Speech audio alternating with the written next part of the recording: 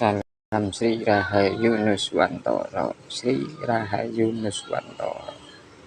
Jadi pagi ini saya hadir kembali untuk Anda para netizen, para pemirsa, para subscriber, para liker, para komiter. Ya, di channel saya Suaranya Oplosan, ya. Membangun visi tiada henti.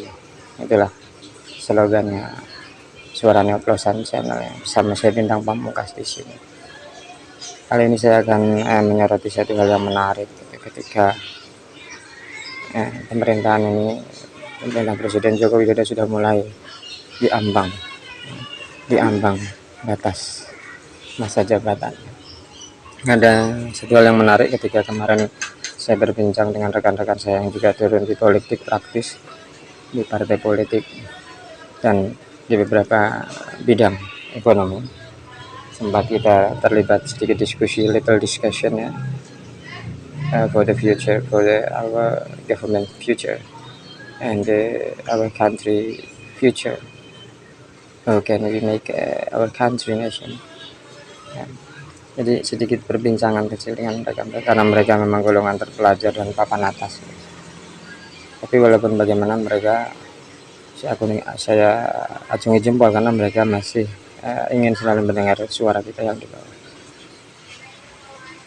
Kemarin rame-rame sekali, ya, ribut-ribut ketika ada salah satu kelompok yang mengatasnamakan dirinya pasukan berani mati membela Jokowi. Jadi kembali lagi kita, mindset kita, pikiran kita kembali lagi melayangkan ke era 5 tahun yang lalu.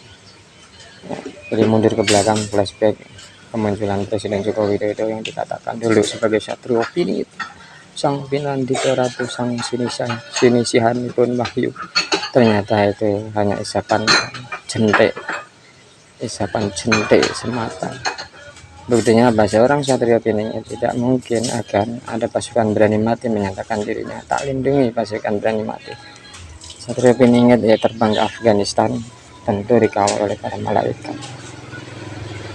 Para goib tanpa harus dia menyatakan diri, pasukan berani mati. Jadi ini juga karena memang teman saya salah satunya adalah orang yang memang taat beragama, jadi ataupun beribadah. Dari sudut pandangnya itu apakah seorang pemimpin bisa dikatakan, bahkan mungkin para supporternya kan gitu. Jadi saya sampaikan, Bang, kalau dia memang seorang pemimpin sejati, dia tidak akan takut menghadapi kenyataan. Tapi kalau dia bukan seorang pemimpin sejati, walaupun dia dibentengi 7 lapis benteng, ada 7 lapis kekuatan militer, dia akan tetap aja mati. Itu catat, Bang, omongan saya. Kalau memang Jokowi itu pemimpin sejati dan baik, maka dia tidak mungkin takut menghadapi kenyataan. Tapi kalau dia bukan pemimpin sejati, walaupun dia dilindungi 7 lapis kekuatan militer, tetap aja dia akan mati. Dalam arti apa? Dalam arti dia akan lengser juga. Entah itu berakhir masa jabatan, kemudian terjadi hal-hal yang mungkin dari masyarakat publik, karena memang itu sistem.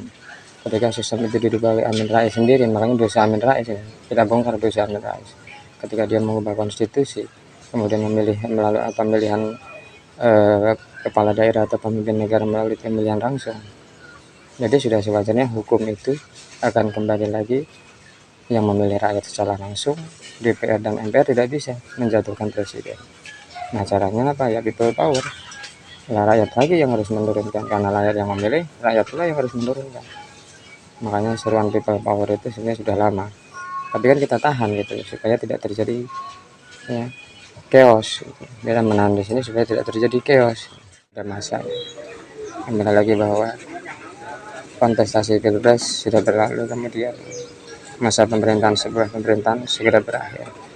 Ketika kita sedikit tersontak juga ketika muncul statement satu kelompok yang mengatakan dirinya pasukan berani mati.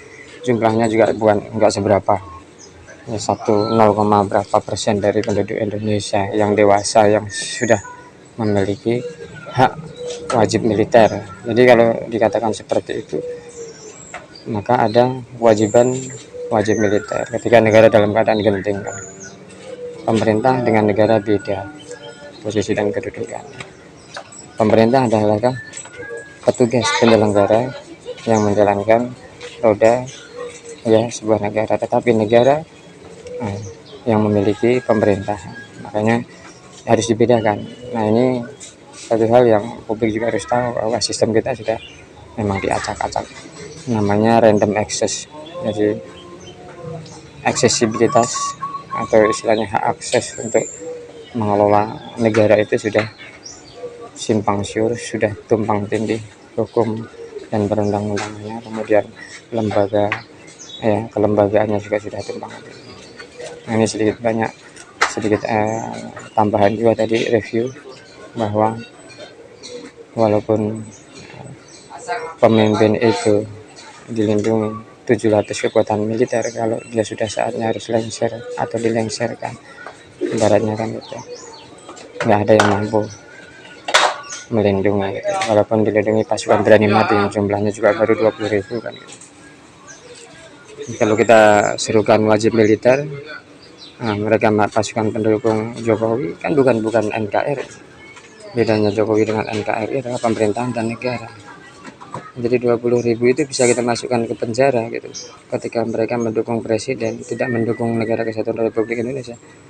Sebelum mereka melangkah ke Jakarta, sudah kita masukkan dulu ke Nusa Kambangan kalau perlu gitu. Hilangkan mereka. Ya, itu kalau negara mau bertindak. Makanya saya sampaikan, ketika buzzer-buzzer pemerintah menyerang buzzer negara, maka buzzer-buzzer pemerintah akan dilumat habis oleh buzzer negara. Buzzer pemerintah hanya anggarannya 80 miliar, buzzer negara bisa triliunan untuk melumat buzzer-buzzer negara, beda dengan pemerintahan.